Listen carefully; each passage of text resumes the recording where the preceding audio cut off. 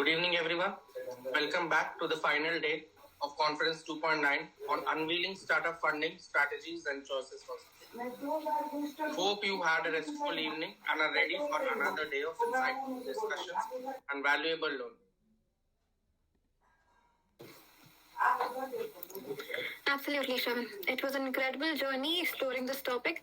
So let's continue our discussion and hope everybody enjoys it.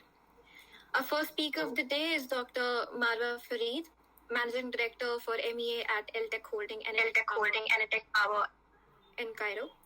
She's an experienced business leader with a strong background in strategy, finance, and operations.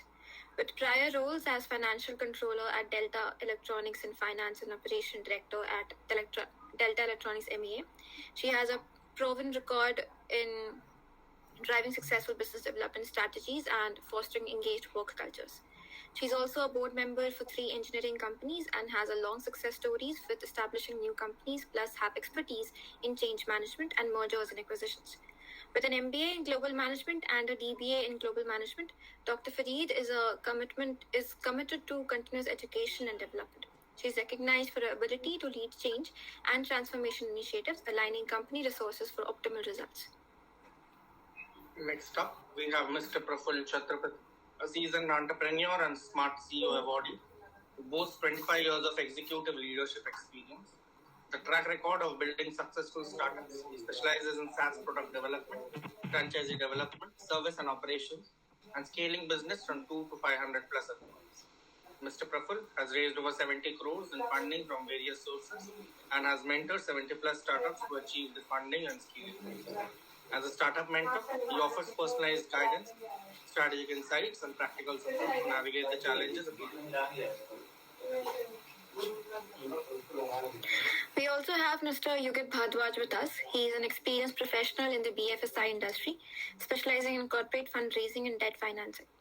With a notable track record, Mr. Yugit facilitated the successful raising of 100 crore of working capital at Arthan Finance, a fintech NBFC. Currently serving as the Deputy Manager in the Treasury Department at Fedbank Financial Services Limited, Mr. Yugit is actively involved in fundraising and securitization. Moreover, he has made significant contributions to CSR projects for renowned organizations such as Adani Foundation, Wellspun Group of Industries, Lakme, Lever, HUL, and Bunch Private Limited. Holding a master's degree in finance from XCIMB, he has also demonstrated expertise in debt financing and maintaining effective financial leverage through structured finance. Recognized for the ability to secure debt funds from various financial institutions, he is deeply passionate about structured funding. Next up, we have Mr. Fulak Bemi Olujubul. He is a seasoned expert and consultant and the founder of 4D business consulting firm with a strong focus on empowering startups and small businesses. 4D's diverse range of services include advisory, branding, consulting, human resources, and legal support, and also in some cases access to funding are tailored to nurture and facilitate the growth of emerging enterprises. With a commitment to providing comprehensive support, Mr. Fulabgemi and 4D are dedicated to enabling businesses to flourish in today's competitive market. Our next speaker is Mr. Sunny Sabharwal, a qualified chartered accountant, brings 16 years of diverse experience in credit risk and financial assessment across various sectors and corporate segments. His professional journey includes roles at renowned organizations such as CRISIL Limited, IDFC Group, K Ratings Limited, Centrum Financial Services Limited, and Axis Bank Limited. Mr. Sabharwal has held leadership positions and demonstrated expertise in credit evaluation and monitoring for companies with a focus in sectors such as auto ancillary, healthcare, hotels, power, telecom, and healthcare industries. In 2021, he established Clear Capital Advisors, specializing in providing bespoke financial advisory solutions, including credit rating optimization and fundraising for corporates. We also have Mr. Chinedam Azu with us, the dynamic founder and CEO of Diamond Class Media. He's a trailblazer in the media industry. As a distinguished recipient of LinkedIn Top Voice, he leverages his influential platform to drive meaningful conversations and foster connection. Beyond the corporate realm, Mr. Chinedam is also a passionate, itinerant preacher, delivering impactful messages that resonate with diverse audiences. His literary prowess shined through as an author of highly inspiring books touching hearts and inspiring positive change. The unique blend of entrepreneurship, spirituality, and literary excellence, he continues to leave an inedible mark on the worlds of business, digital marketing, and personal development. So let's start our discussion, and I would like to request Dr. Marwa Farid to commence the speech. Okay, hello everyone. It's a pleasure being with you during the past 2 days. I really enjoyed a lot, and although I have experience in this field, but I enjoyed having the session and listening to everyone influence for all speakers that we had during the past 2 days. Actually, I was preparing the same funding channels that my colleagues and speakers, my past speakers for the past 2 days said about whom should we take our funds and all these repeated channel. But I reviewed my speech to focus on something more to be more valuable for all, something new. I mean, if we are talking about students or new startups. So from my financial background, I wanted to share some insights or ideas regarding how to be prepared to convince your targeted entrepreneur or volunteered funding that you want to take your money from. How to be prepared. This is the key to convince your partner or your funding channel to get your money and to secure your startup business, as we discussed. Let me share my screen with you.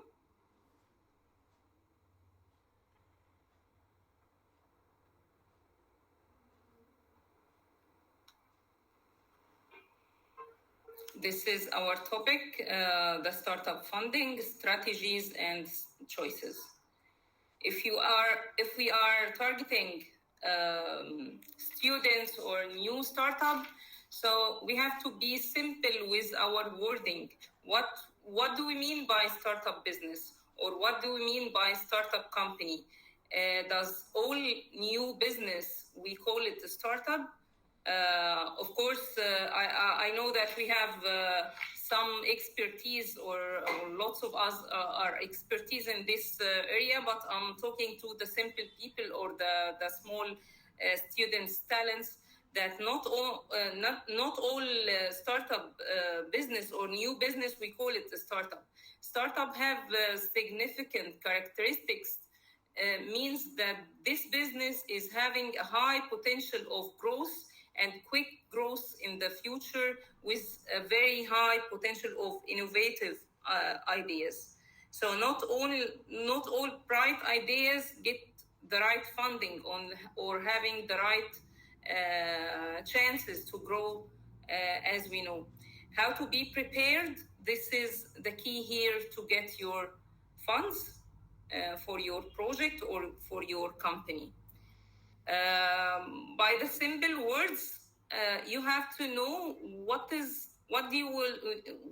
your product or what is your service. You have to know your backward and your forward. Who will be your supplier? Who will be your target audience? How do you? I just giving an example of thoughts. You have how to be prepared.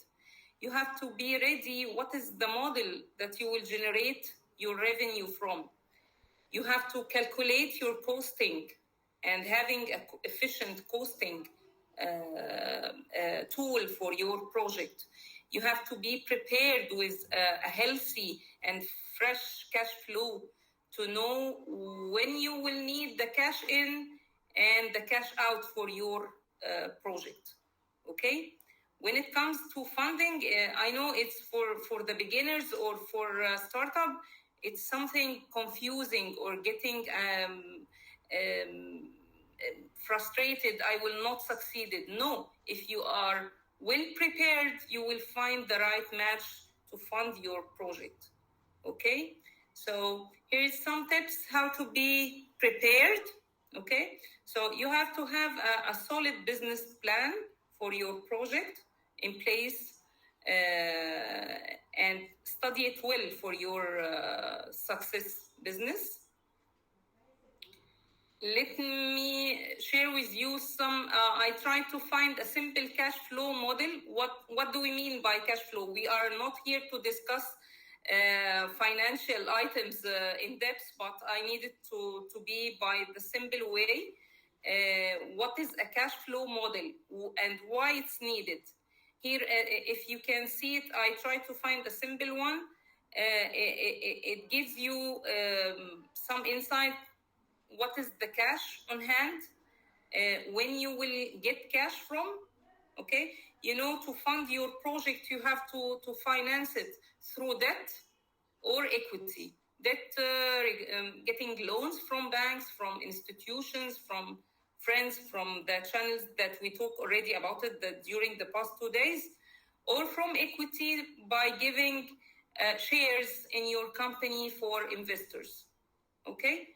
This is a simple model. You have to convince the investor that you will choose how your cash will be healthy, when it will help you again, when you will need the money. For example, this cash flow model, it gives you by month by month, when you will need the cash, for what reason. So you need to know, do you need the money at the beginning, or you can survive at the beginning for the seed period, and you will need this money for expansion. So you yourself have to know in which stage you will need this money, okay? And if you will need it or not, and how much do you need this money. This is will be a convinced way to convince your investor, and you are sure about your business, and you will know when you will need this money and what reason for, okay? So how to be prepared to start, to be prepared by your startup business for funding. So you have to do your research about everything in your business. You have to be sure about what and ready for any question from these investors, okay? Any channel of investor you will choose, friends, family, venture angels, so banks, anyone. You should be prepared for all questions. You have to do the market research for your product or service that you will intend to produce. Number two, you have to create a solid business plan, as we talked about. You have to put together a great team from people to help you, great, brilliant minds to help you in this. Because startups is not about the regular type of businesses. It's mainly concerned about the AI technologies and the smart technologies, mainly for as a startup. So having a strong marketing strategy, which market do you target? Who is your audience? Okay, which channel you will market for your product or service? Okay, you have to know your numbers. What you have for now, what is the needed fund you will need, and what is the revenues that you will intend to generate in the future and for the long growth. Okay, so be prepared. This is the key for your funding. How to choose the right type of funding, okay, for your startup. It depends on four aspects, as we can see. The amount of money you need, this is the first. Is it a small amount or you need a huge fund? So this will be a key to whom should I go, okay? The stage of business, as we said, is it the pre-seed stage, or in the growing stage, or what is your stage that you will need the money and which level to growth you will need to reach. Okay? What is your personal goal and what is the type of business you have? This is the 4 aspects that will give you insights where you want to go and who is the right type of funding you will need. Okay, now we are getting to when we planned and having all the tools that we need with us. Now we need to be present to our potential investor. Okay, so as we said, we have some tips to convince our potential investor. So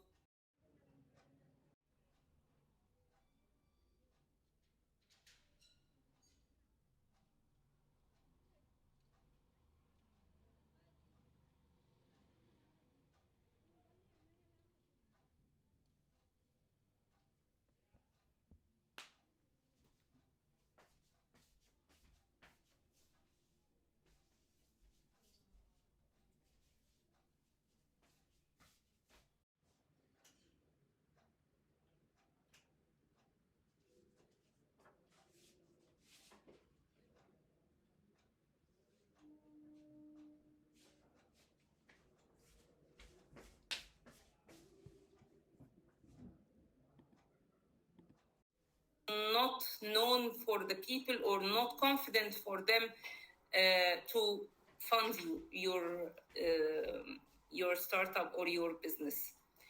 Tell a story about thoughts about what you are making, what you intend to reach. Focus on the future. What is your aim from this project? Where do you want to position your company or your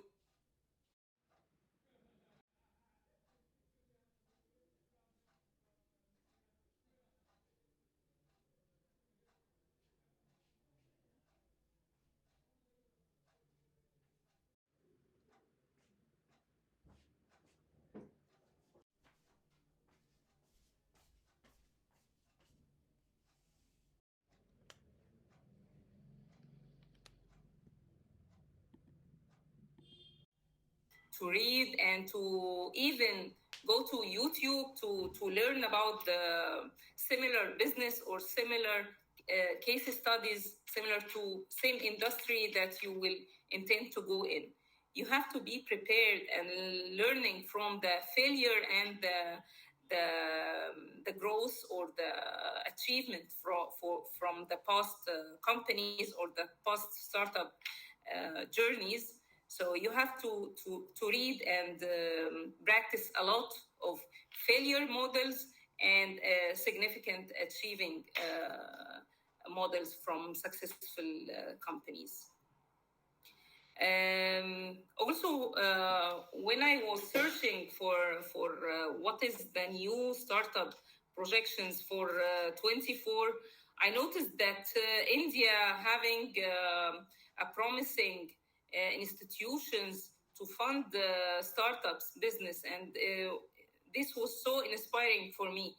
I saw that you have people, lots of institutions can give you funding and can raise your businesses as a funding channels, and it was so impressive. And it was in many technologies like AI. The AI sector is having a good potential for 24. Let me show you some example on this. Do you see my screen?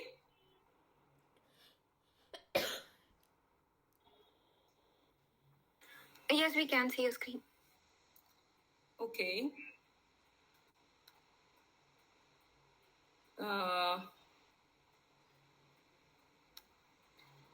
Okay, I don't know why I'm not able to change the slides. Maybe the internet connection or something.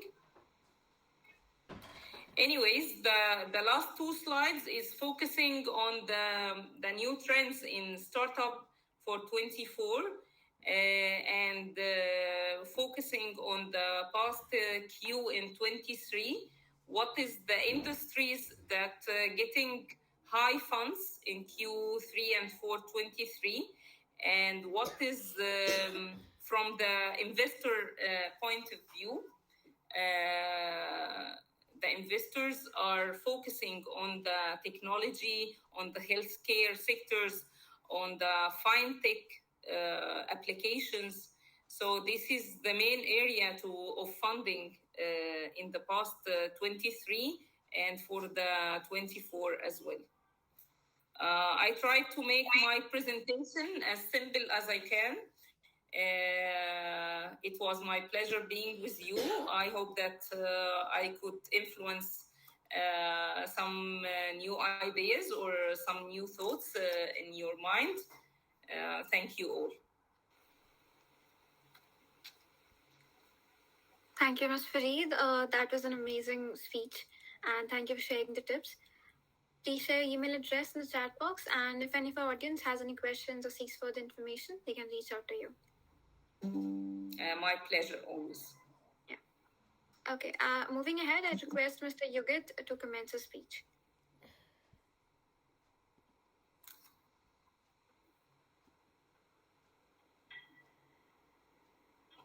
Is it audible? Hi. Is it audible? Yes, you're audible. Okay.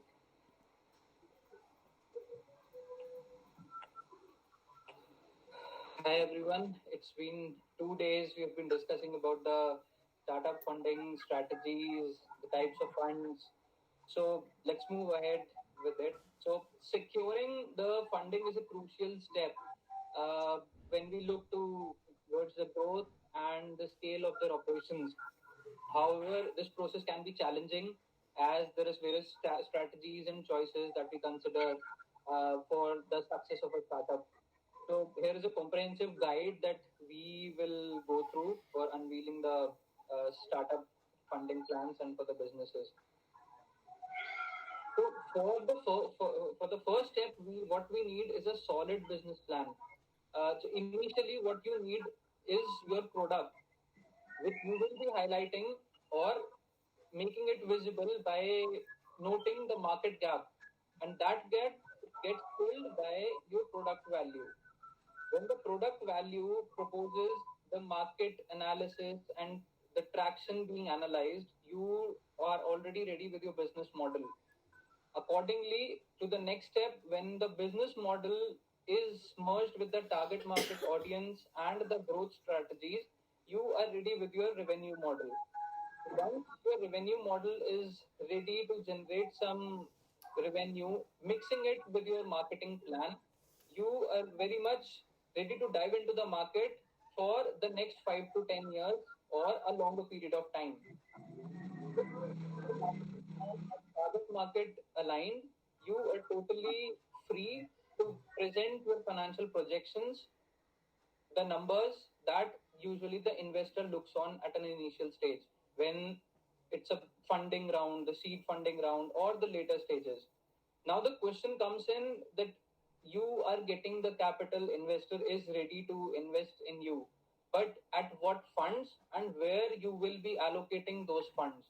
So let's see like what funds and at what stages we can get. So initially, if I have a startup, I will be using my own seeds. I can move to my initial capital by my own self, my own funds, friends and family, or I'll try to pull up my own savings and investments. Further moving, I'll move out to my family, friends, and high net worth equity in high net worth individuals, which will be diluting my equity somewhere. But yes, I have the funds that I am sure that the business will keep running.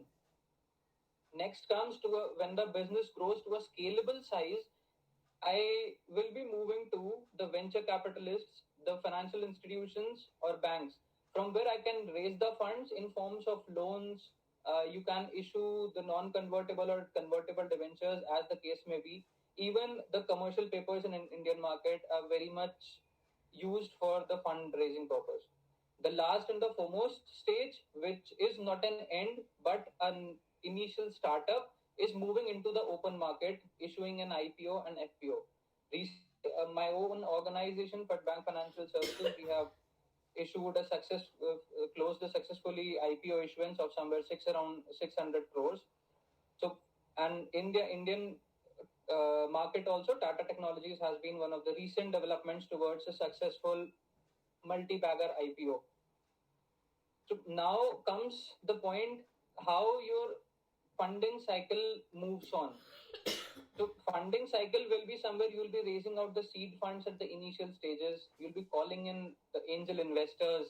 Then angel investors will be booking their profits out of the equity that they have invested and will be taking some exits. You'll further move out with your pitch decks into the market, trying to raise more funds, because once your funds and equity people try to take exit, your shareholding pattern goes for a wave, which usually startups don't want. So again, there will, at a growth stage, there is a wavy pattern seen. Next, when it's towards the maturity size, we move to the venture capitalists, the financial institutions, banks, foreign banks, or any of the large NBFCs or investors.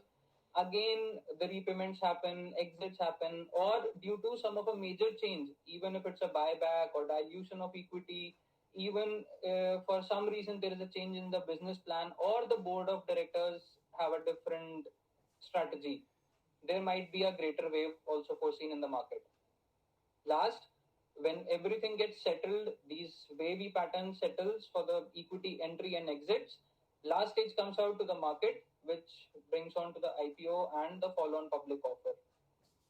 Now, once you have raised this equity or the debt fund that you have raised, you need to maintain the diversity, because if you are not maintaining the diversity in the funds, you might burn down your own capital. So for that, diversifying the funding resources is very much important. So it's an ideal saying by experienced people and even the market runners also. Never use one type of capital because it will be burning you down.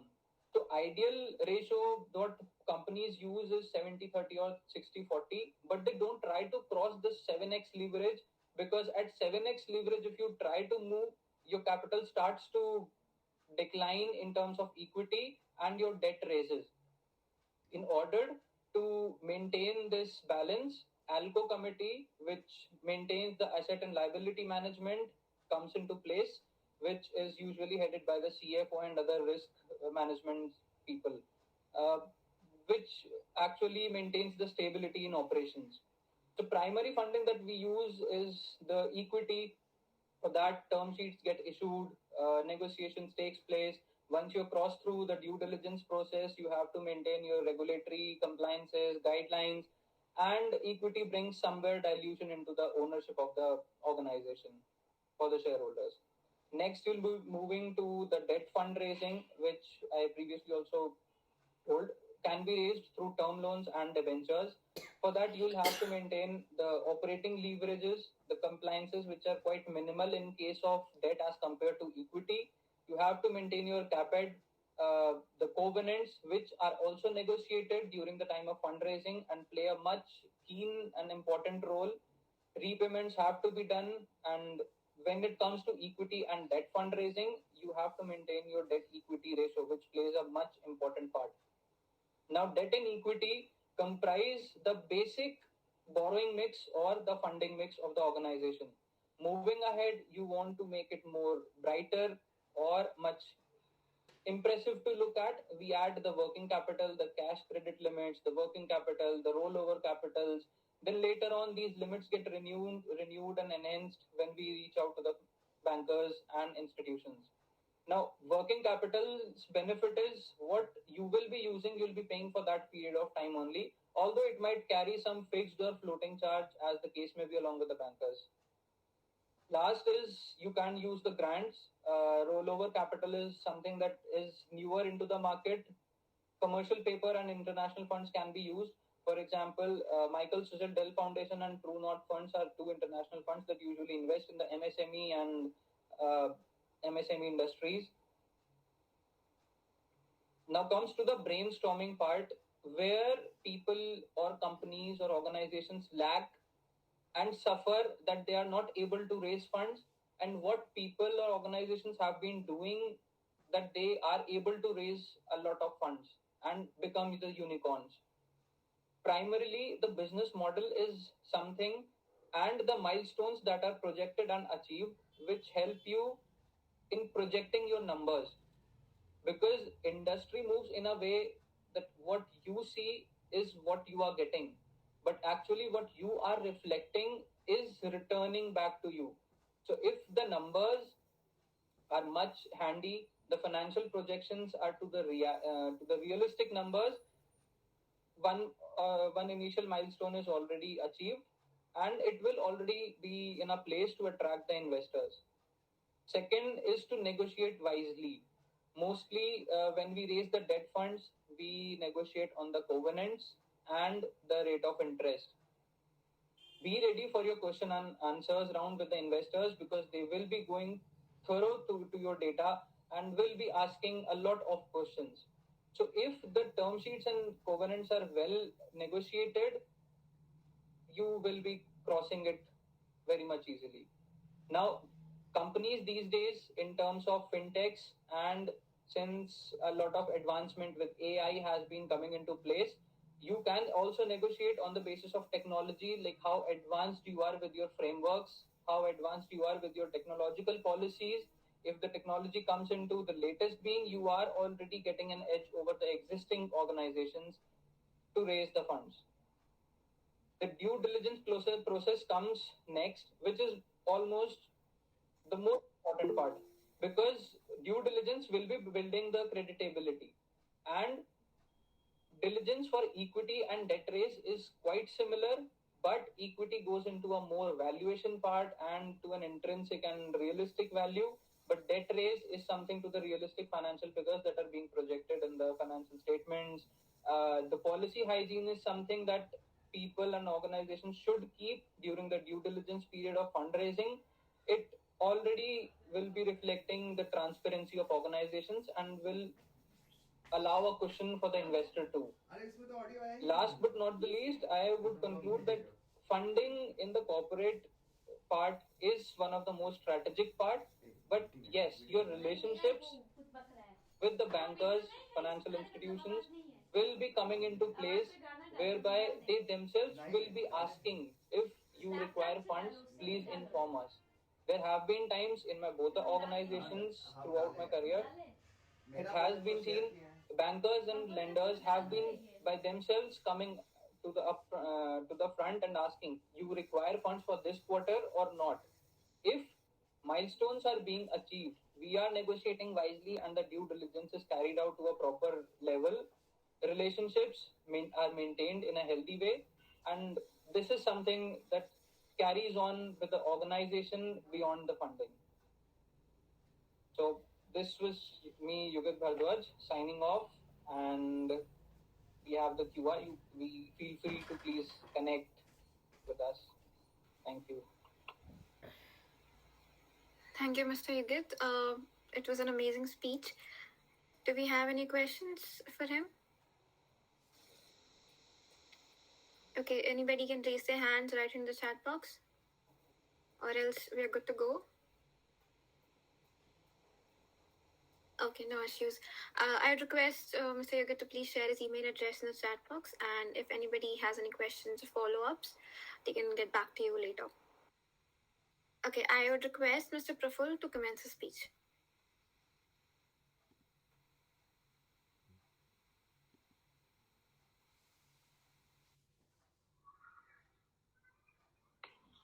Okay, so hello everyone.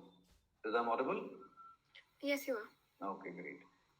So frankly, I don't have any kind of a presentation to show here, but let me give a small brief about me, and then we can discuss about some my experiences and how you can get some input and insights and inputs from my experiences for your journey. So my name is Praful Chhatrapati. I'm a serial entrepreneur. I'm a mechanical engineer. I worked as a corporate for almost 12 years. And after that, in 2012, somewhere I started my entrepreneurship journey. fortunately managed to raise some good funds from Mumbai Angels, Chennai Angels, and City Ventures. And during the COVID period, I started working with some startups to help them to prepare their funding. So I would like to take a subject because I think Yogit has already taken a lot in details. Post someone is already ready and approaching for the investments. But my purpose is to discuss here that pre-readiness for the funding. How anyone as a startup or a founder should really consider himself to be get completely prepared and ready for the investment. So there are some experiences of my own. Plus, since I'm working with a lot of young entrepreneurs, aspiring entrepreneurs, and even at the mature stage, people are coming to us where they are looking for fundraising. So, what is the gap where they are exactly lacking? Because more or less every second startup, those who are looking for scaling their business or those who are coming with some aspirations, they want funds in their business to grow their business or take it to the bigger level. Very principle, few things need to be checked before you people really decide that either this business is really investable or not. So few of my experiences.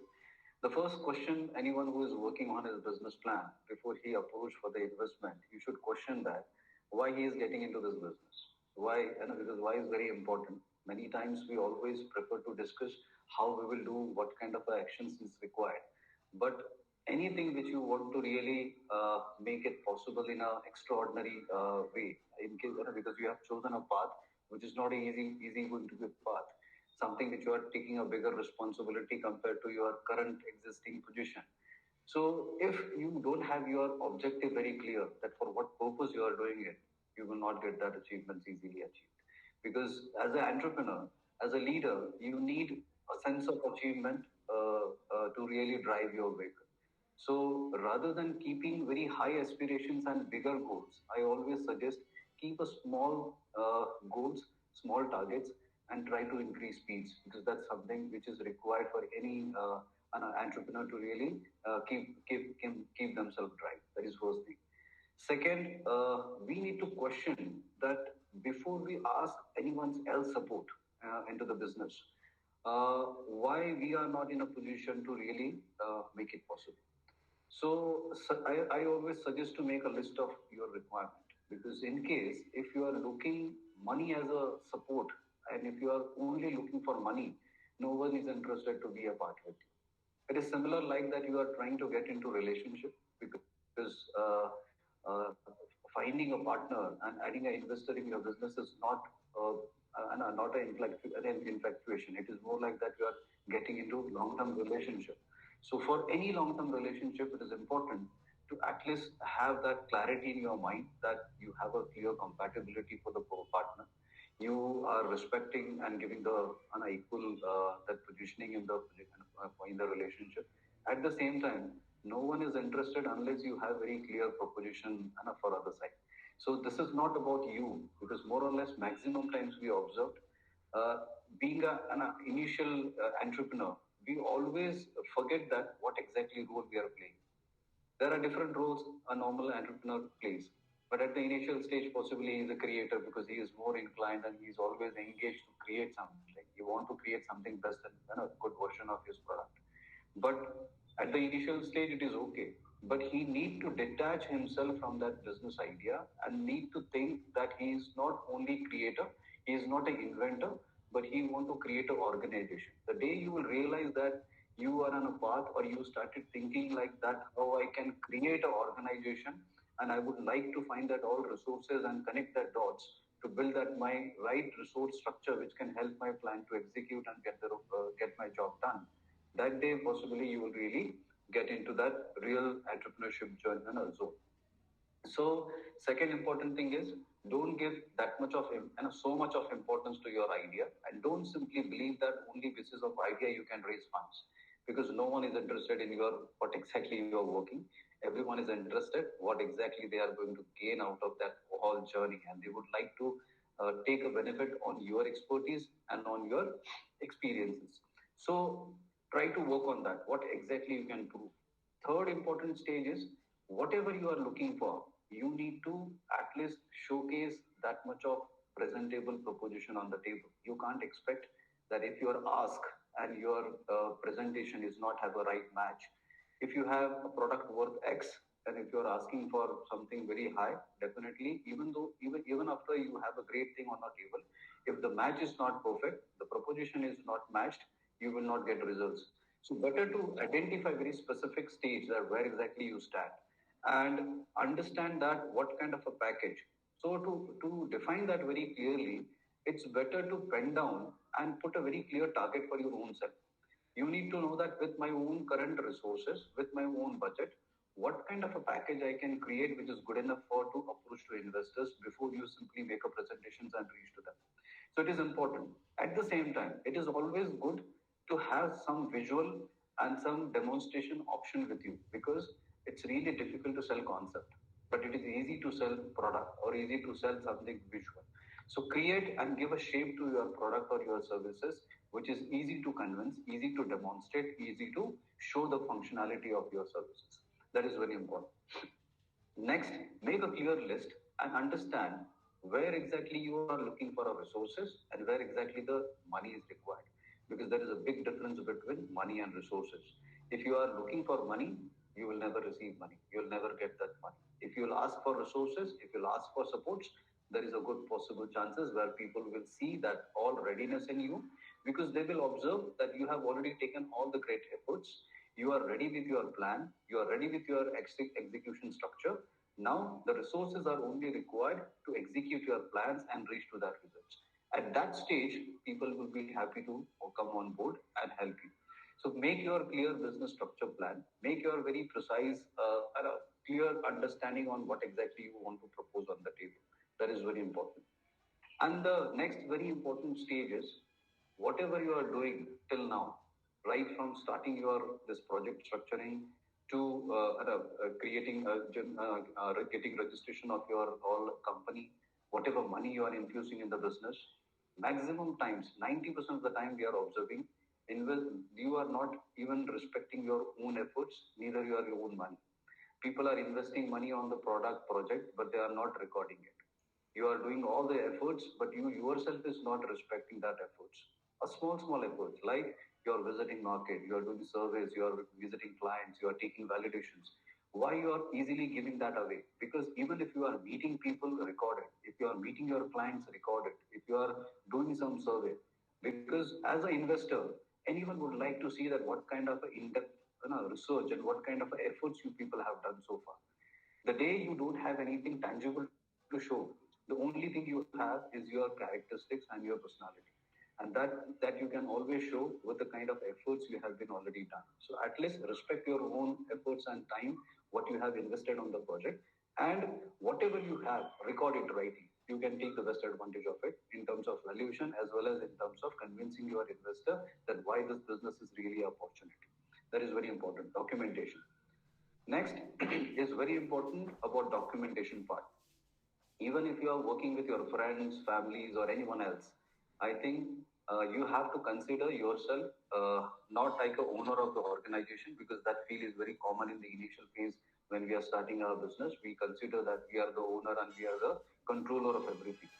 If you are starting a private limited company and you have a vision that in future you would like to bring more partners and more investors on board, from the day one, you should act as a two different role. One, you are a shareholder of the company, means whatever shares you have, this is on that you have a control.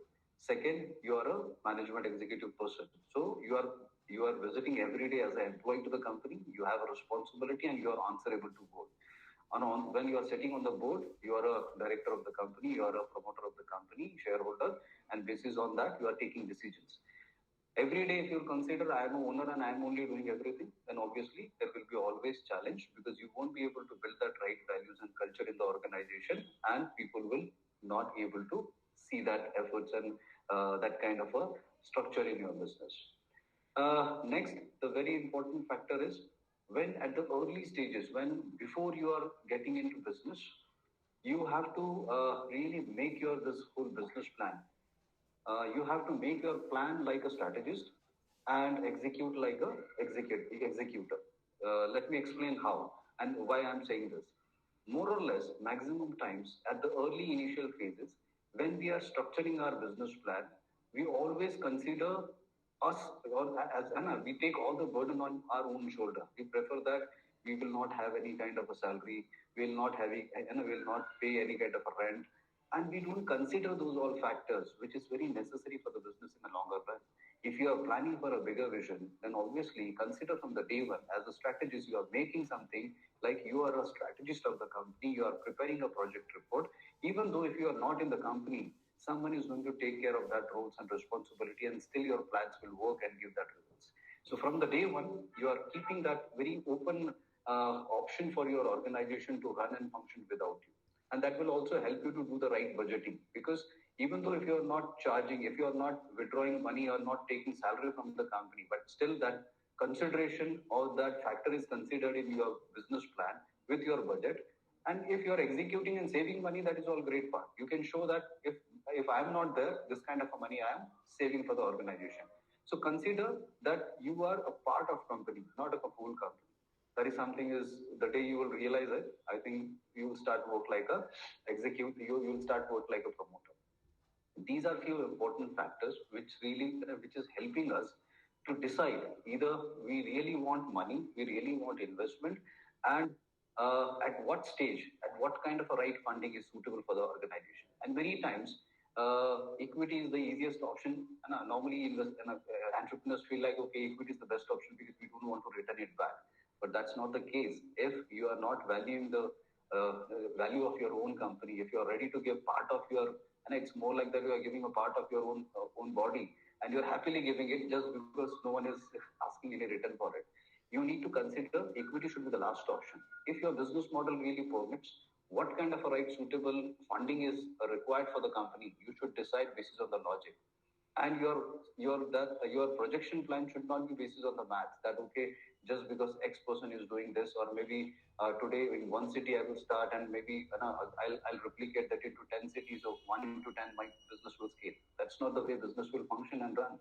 You need to have that clear assumptions and probabilities with you, how this business practically going to run. And better to keep very small and easy targets. In case with your current budgets, if you can manage to build a business which is worth maybe small quantum, small size, because investor is not keen to see quantum. He is not looking for what great numbers you have achieved. They are happy to see how exactly you achieve that number, what kind of parameters and what kind of right methods you have identified. Basis on that skills, he is going to judge either you can really take that business to a next level. So people are not happy. If you are having a small numbers, still okay. Understand what exactly you are selling. So make your game plan that what exactly you are going to sell to your investor. Either you are going to sell your prototype, either you are going to sell your performance, either you are selling top line, bottom line, gross profitability or net profitability. What is that game plan? Many times when we are asking few people that what exactly few factors you have which is really helping you to grow business, they are clueless because they are saying that we are doing everything great, everything is moving right, so my business is growing well. But what are those three important factors? Why those important factors can help you to scale the business? Those important things are important. So more you get into details, more you will have right information to sell. And it is only possible when you will get into the micro detail. Once you have that micro detailings with you, you can fetch right information and put it into right frame. Investor pitch should be the last option to create when you are looking and preparing for the investment, because investor pitch is just a presentation slide. Again, there should be a proper protocol to be followed, because investor pitch is more like that. It is a presentation which you need to be present in person, because anyone can misinterpret it or they can interpret it as per their conditions, because it is a slides with few information. You can make a proper executive summary at the first place, which can really explain your concept and explain your efforts rightly. And rather than selling your product and idea, showcase your efforts, showcase that what exactly you have identified as a gap from the market from your own efforts. And that efforts will really push investors to give you other audience to connect with you, to understand how this business can turn into opportunity. So you are selling opportunity, you are selling that what efforts you have done. No one is interested to see how great volume and what kind of a big business you can create. That is a next stage. But the first important stage is to get that right. It's more like that when we see the trailer of any movie. So that if the trailer appeals us, then it is pushing us to go for the movie. If your trailer is not giving that kind of a right message, if it is not communicated well, if it is not conveying the message, then obviously it is misleading to the other side. You can't just keep on blaming that I'm sending multiple circular. Second, the way we are approaching to the investor is absolutely wrong, because we are simply considering we have 100 email list. Just keep on sending emails to everyone, and someone from randomly will reply us. That should be the approach. You should know that who are the right people for you, because you are inviting someone in your family. You are trying to be you are expecting someone is going to be part with you and part with you for a longer term. You should choose your partner rightly. So you have to consider, and it should be a king to king kind of a conversation. You are not begging, you are not asking, you are inviting them to be part with you, because they are going to believe in you. You are expert in this domain. You are the one who is showcasing that I am the one who has identified and I'm going to really make this possible. So you need to show that confidence. At the same time, you have to give that equal respect to the other side and invite them like a partner. Definitely you will get that respect and as well as the response. So I think this is all from my side. I hope if you have any questions, I'll be happy to address. So my first question here, Praful, if you would not mind it, is like you elaborated that we should be selling our efforts instead of the product or service that we are providing. Would you like to elaborate for our participants here, like what is the specific reason behind saying so? See, because from my own experience, I can tell you. See, Anna, it again depends on the different age and different stage of your business. In case if you are early at the stage, when you only have a small idea with very minimal performance to present, how you can justify that this business is really an opportunity for investor completely basis on the projections and the kind of survey you have. Now, if your survey is only based on the referrals from the Google, no one is interested to see that. So at this stage, when I have a very small money to really put in the business and convert that into performance, maximum what I can do, I can make as much as possible effort to justify. I'll share my first experience in my business. When I left company, I started my first business. For first 6-7 months, it was running well. But at one stage, when I realized the business needed more money, at that stage, only few my exercises and few my efforts really helped me to get my first investments. They simply question was, Praful, you are saying this business is really great, everything is good, you are showing these numbers. What is the proof? Only proof I was having that in last 6 months I visited my 37 clients. These are the email exchange. These are the kind of response I have received. These are the minutes of meeting. How many customers we visited? These are the retailers I visited. So I've shown that, okay, this is the list of retailers I have. I have visited these guys. This kind of orders we have placed. This kind of a repeat orders we have received. So this is what exactly the investor is expecting. That at least what you have done in the ground, what exactly you have done in the ground. No matters. I justified them. I visited 100 people, but everyone has rejected me. Why? Because I was not having this kind of a resource and that kind of a support. What they were expecting from me is ready. And for that reason only, I'm looking for funding. It is still justified. But if you say nothing, because maximum times we are searching information from Google, from some research report and putting it like, sir, give me money, I will turn into unicorn. Why should anyone believe? You have to something convey that other side should consider that this is something I'm learning from him. The person has to get that information, which should be a wow, and something has to be a wow factor. Your investor is going to invest something in you because he will consider you are more expert in this domain compared to him. And if you are not able to convey that, if you can't justify that you are the expert and you have something more than him, he will not invest money. He's already in a better position. He's already in the safer position. He is in a choosing position. So you have to convey. Say, I've done my job. I have much more information, much more in detail I know about this product. That's a perfect answer, Praful. Praful, I had a second question for you. Would you like to tell us something about your vision regarding Influencers LLP? See, Inflow is not my full-time business. Like I mentioned, I very casually, accidentally got into this business during my COVID. I already have a two business. I have a funded organizations. I have an iPhone refurbishment factory. Also, we are exporting across 11 countries. 7-8 months of vacuum period during the COVID period, I started very casually doing workshop webinars. And post COVID, then people started asking me for the personalized consultation. And in a very short time period, we helped them to raise around 57 crores for a few of the companies. So that has pushed me. Now we don't work. We don't work like an agent. We took very selective projects where we see there is some real meat in the business. We see that entrepreneurs are keen to learn and they are ready to give good enough of time and efforts to prepare themselves. Because we don't want to simply connect from one end to other end. If we see that value into the business, we understand business, we handhold them, we help them to correct business, we help them to understand where exactly there are gaps. And once the gap is corrected, once we can really make that right package which is good enough to approach investors, which is investable enough, then we help them to connect with investors. So we have such kind of a programs, handholding program with the team. And that's our vision, because we work on some conditions, and the idea is to connect with any such startups from very early stages, and be as a partner with them for a longer term. So I can see that journey. I can get that all sense of achievements with the company, that my strategies and my support and other things are helping them and growing as per the expectations and plan. That's how we take. So we pick very selective and work with them. That's great, Praful. Yeah. Okay, Anjali, do you have any questions? No questions from my end. I think we can move on to the audience. Do we have any questions from Mr. Praful?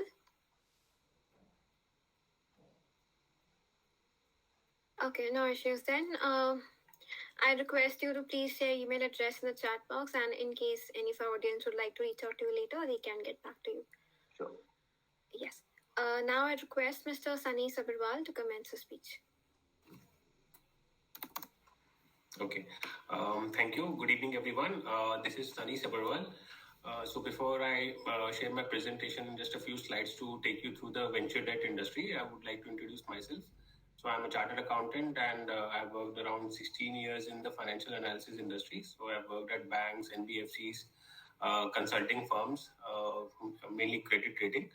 So during my career, I've also worked as a credit officer for venture debt at Centrum Financial Services.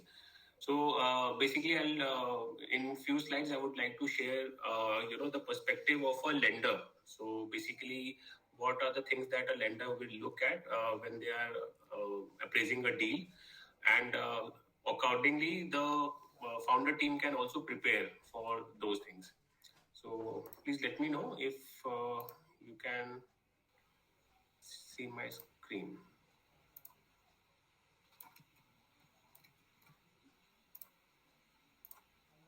Is it visible?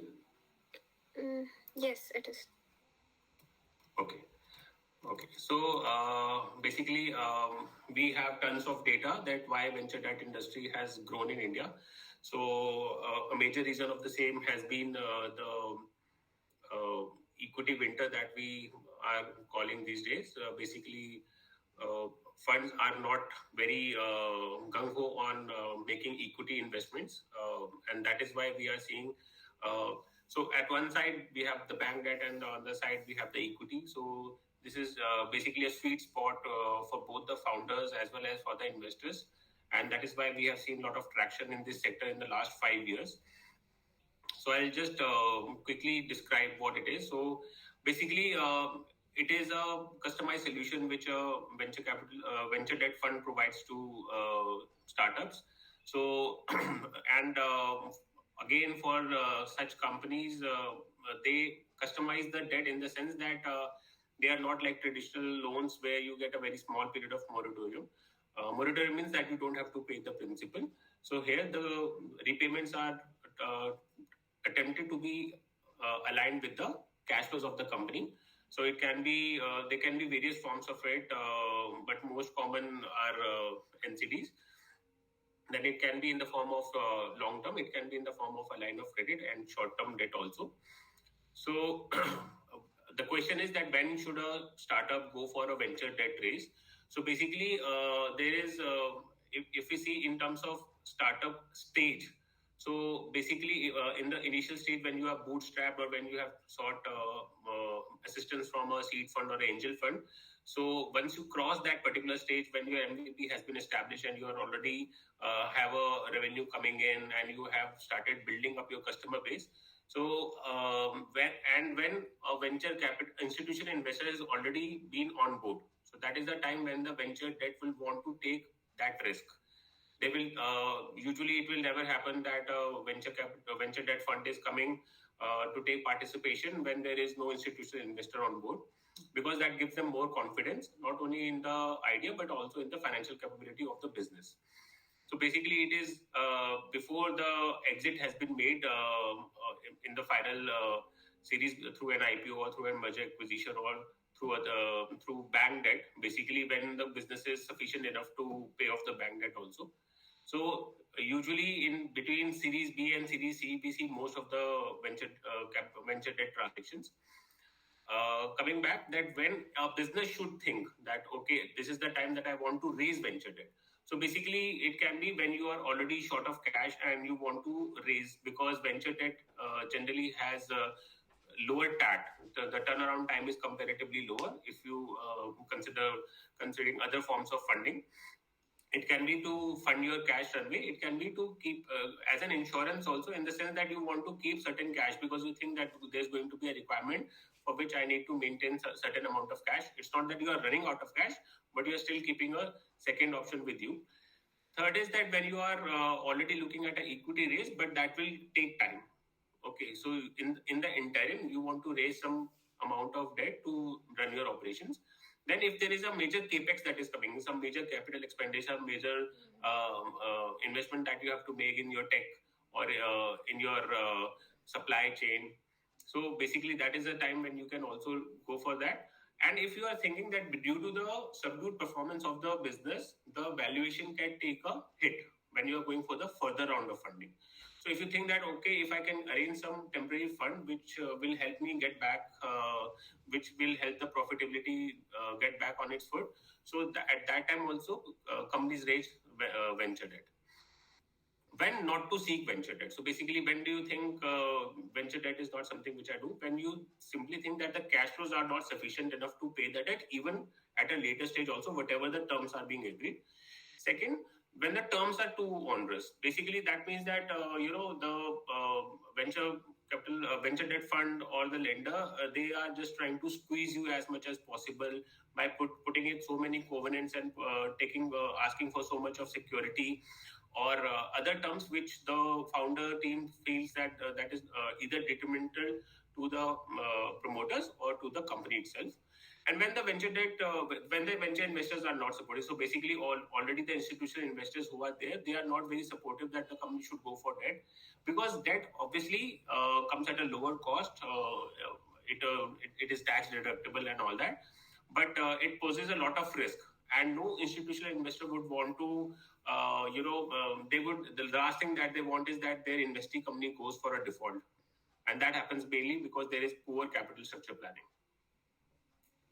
So again, why for a company venture debt is lucrative? So basically, because the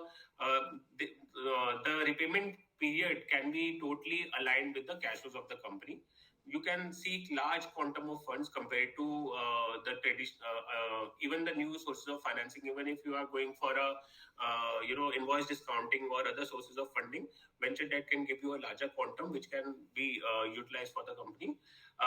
The structured means that you can, they can be not only in terms of repayment period, but in terms of other terms also. You can get the deal can be structured, and that is the whole point of taking venture debt, because that appraising team will be giving you a lot of comforts in terms of maybe interest moratorium, maybe they are going to balloon the interest also.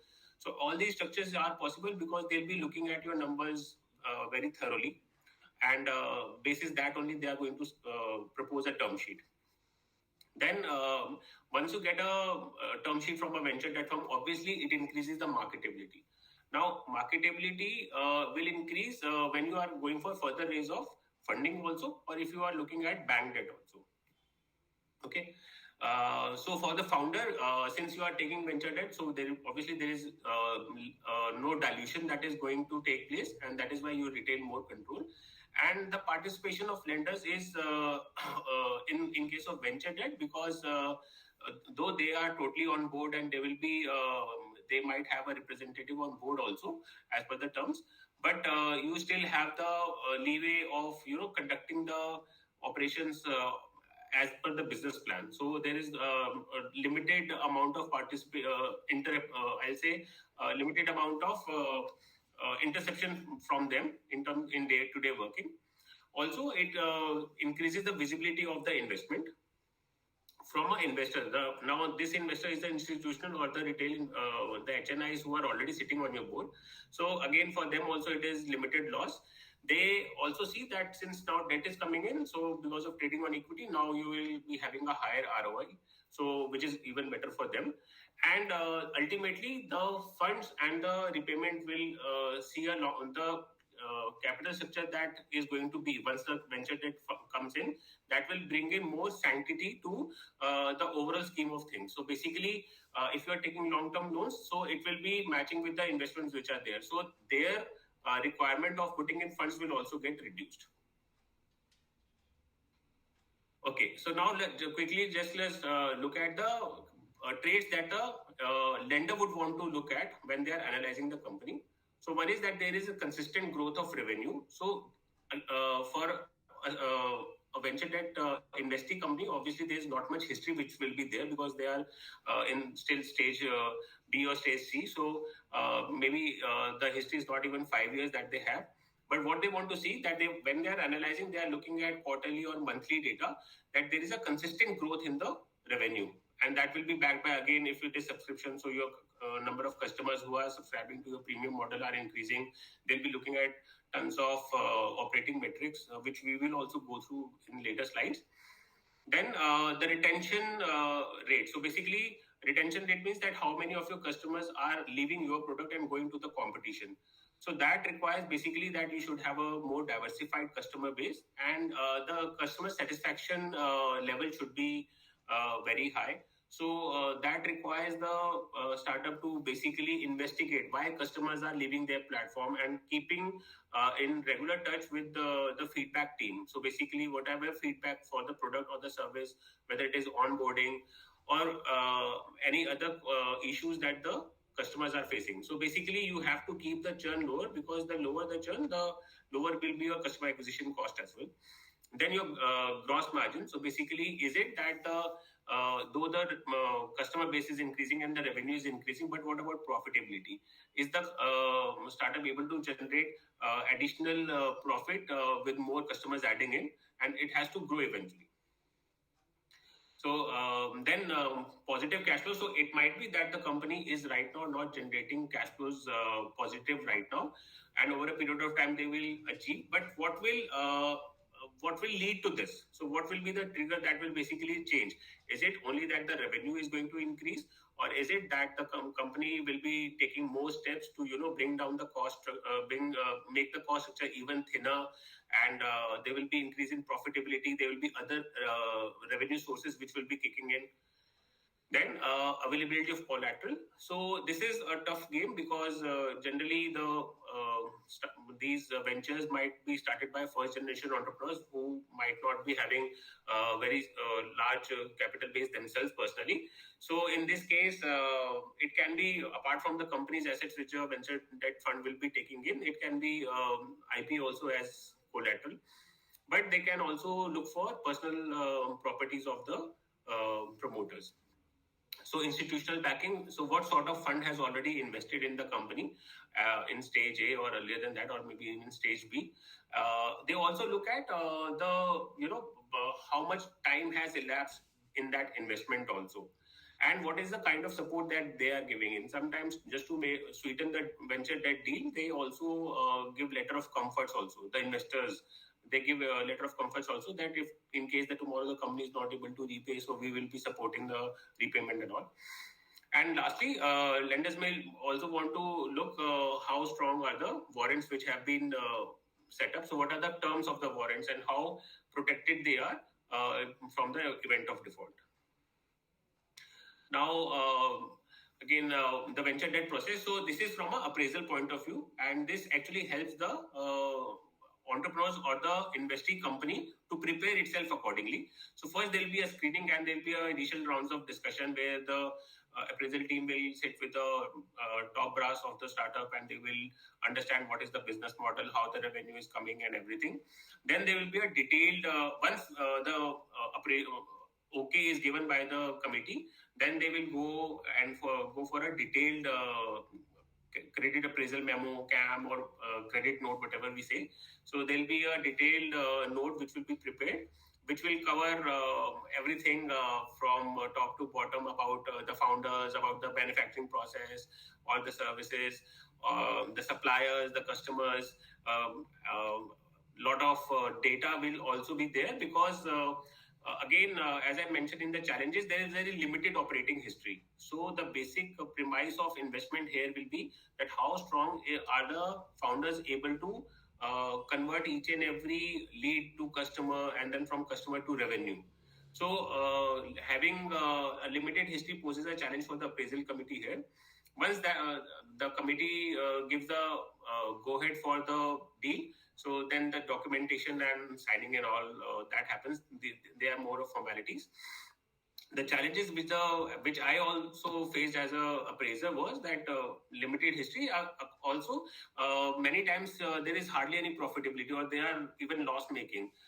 Maybe not at cash level, but at net level. Also, there is very limited amount of competition analysis which is available. For example, I remember we were discussing a deal on Clovia. So it's a company which started as selling lingerie online. So very limited players were there who were already doing that, and those were also not very successful.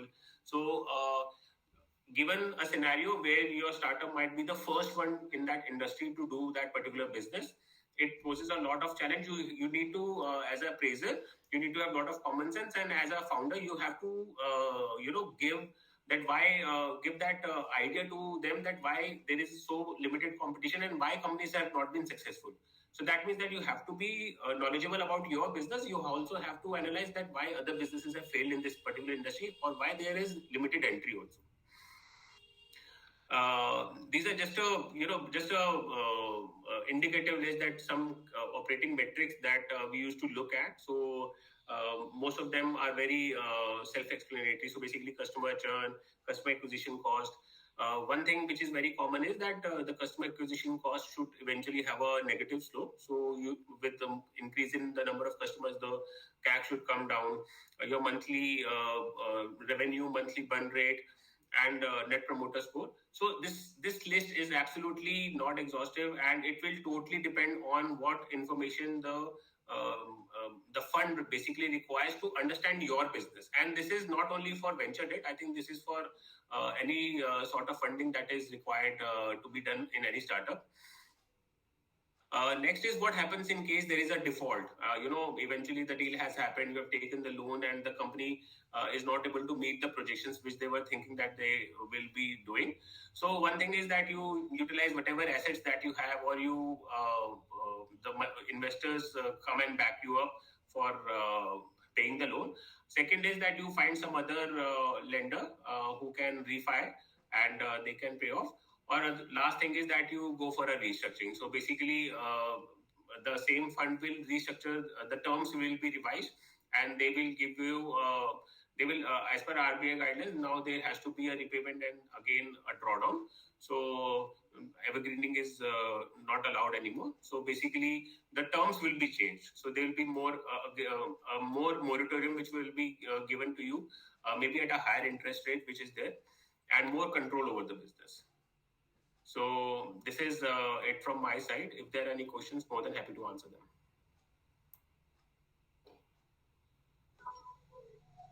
So firstly, Sunny, thanks. It was quite an elaborative presentation, even like retrospective on the basic key aspects which multiple of us might have overlooked in the previous sessions. So that was really great. And from a CS point of perspective, obviously you are quite an expert into this sport rather than other of us. So I have a small question for you. Like being a CA for around 16 years in your field, you must have already met a lot of startup founders who have been trying to pitch investors. So since we have aspiring entrepreneurs out here in the session, and obviously this session will be viewed by multiple entrepreneurs across the niche, I'd like you to highlight any three major mistakes that founders do make while pitching investors and how to rectify them. Both. Okay, so thank you for that question, and it actually makes a lot of sense because generally we are looking at what to include in a business plan or what to include in an elevator pitch, but what not to do. So that's a very different way of looking at things. I think one thing is that we should never think, every entrepreneur has that syndrome sort of that they understand the business more. So it might be true. I'm not saying it is not always the case, but whenever we are approaching a fund, we should always look at whether the fund is investing in that particular theme or not. And if they're investing in that theme, then we have to give them the credit that they will also be having, fair bit amount of understanding of how things work. Maybe not of that product, but they will be having knowledge of that industry. So making jazzy presentations or complex action models doesn't convince them that way. They are knowledgeable of that particular sector. Number one. Number two, we should always, KPIs are very important. One might say that, okay, I'm going to increase my sale from this to this, but what will be, how will you convert that? Ultimately, how will that happen? So the KPIs become very important. Whether you are saying that we will be having this much of premium customers which are there, or we'll be doing these much of events, or if it's a media company, for example. So it has to be dropped down to specific indicators that what you want the investor to look at ultimately. And third thing is that the team has to be very strong. I've seen many cases where it's just a bunch of friends who start a business, but ultimately if it is a venture and you have taken the responsibility of having a team and serving your customer, so your team has to be very credible. Trust is obviously one thing, and that's why you started the business with your friends or colleagues or whoever. But credibility is also very important. It should not be that there is only one man who is or woman who is running the show and the other team are just supporting them. So the lenders or the investors look at the entire team, and and that's why I say it's very crucial when you are hiring for a startup. It's very easy to hire. You just post a job posting on LinkedIn and you'll get so many people. But your team members should not be employees for a startup. They should be micro entrepreneurs. They should also agree with the same vision that you have. It might be they have lesser experience, lesser knowledge about the product than the founders, but they should share the same vision. And if that conviction is not there, I think then the disconnect becomes very visible to the investors or the lenders. So, Sunny, if you could tell us something about a vision for clear capital advisors. So basically, after having spent so much of time in the industry, I started this firm. Basically, there was a gap which I could understand. There is first of all, this business has become very templated. So anybody just downloads the Excel template or from Canva, they just make presentations and they start. And that's why I see the success rate has come considerably down. And this basically breaks the heart of the founders. This is the firm basically addresses this gap only, that where there is credible business. My idea of a business model, if you can explain it to your niece in 2 minutes, then you have a fair business model. It should be as simple as that. The products can be complex. The business model canvas can be complex. So just to associate with good entrepreneurs who are keen to do some credible business and to add value to them. So it's not just about funding, it's about their internal cash flow management, giving them strategic advice about how to run businesses. So this is a little bit what we do at Clear Capital. Okay, that's really great. Anjali, do you have any further questions? No, nothing from my end. Do we have any questions from the audience? Anyone? Any questions? You may just unmute yourself and speak.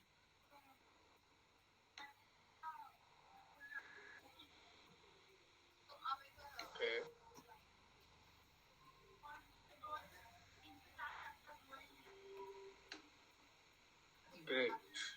questions. Okay, Yugit, am I audible? Mr. Yugit Bharadwaj, am I audible?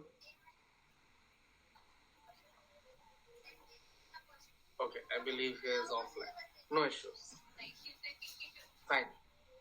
Okay. That is, I would like to request Thank you for you having me to here. share your email ID in the chat box so that if any of our audience has queries, they can personally reach out to you Yes. one-on-one. Sure.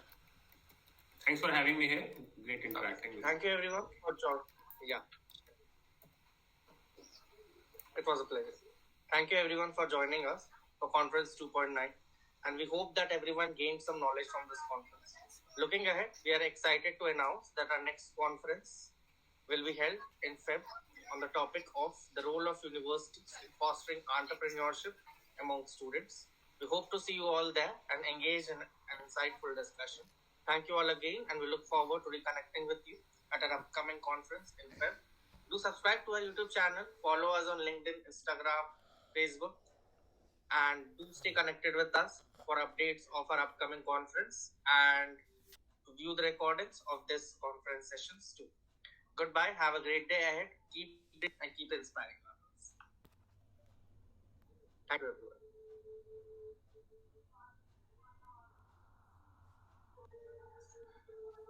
Yeah, just till end.